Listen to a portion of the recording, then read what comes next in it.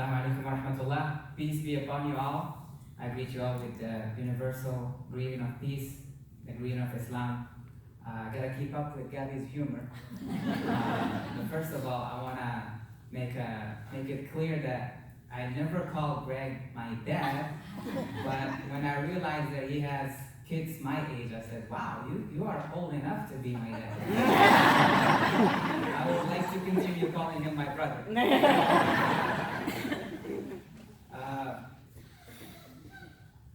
Gratitude and faith. And that's a very beautiful topic, obviously, not only on a special day of Thanksgiving, but a topic that we should consider thinking about every single day in our lives. The first thing I think about is, what am I grateful for in this time and this season? Grateful, this season is very special and dear to my heart. My daughter is born on November 23rd, so I get reminded of how grateful I am as a father, of having two beautiful kids.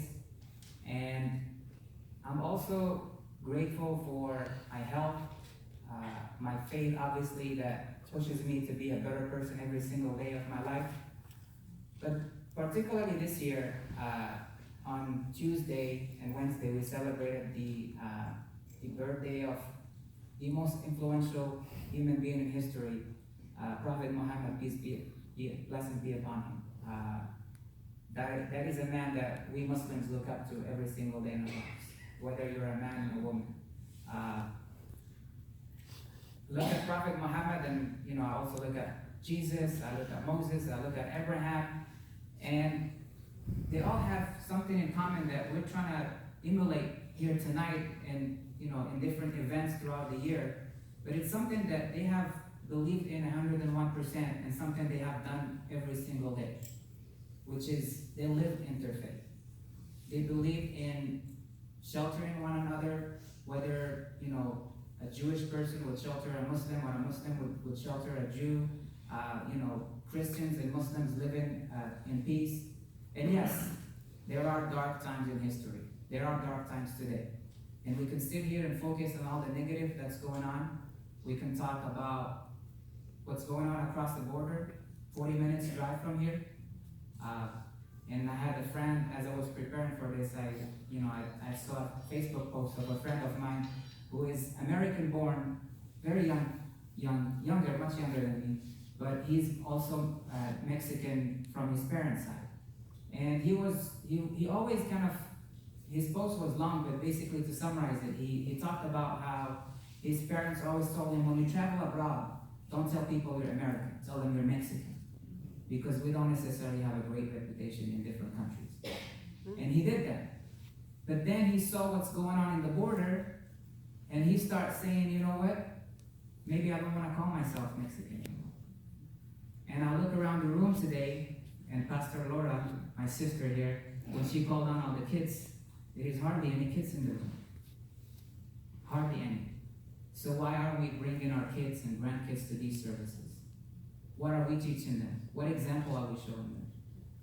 We have to work on the generations to come. Obviously, we have to work on ourselves.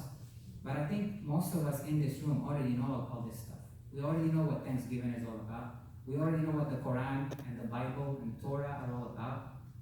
We try our best to, apply in our daily lives. But what are we showing our kids? What are we talking to them about? Yes, the proclamation was great. But is that really what we're doing in our nation today?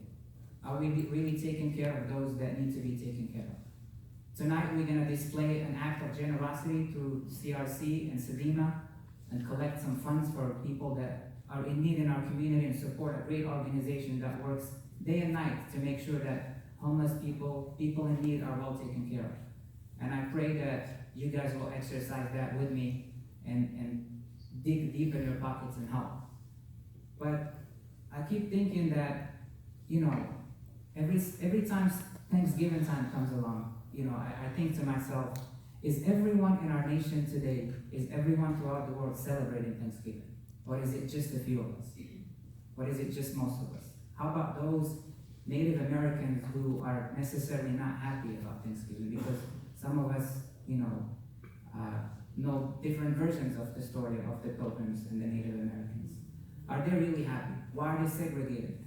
And I truly believe that in a time of unity between people of different faiths, it is also time for us to think about reconciliation with our Native brothers and sisters, reconciliation between white and black in this country, reconciliation with the Japanese Americans, with Vietnamese people, reconciliation with the Muslims who are portrayed in the media horribly.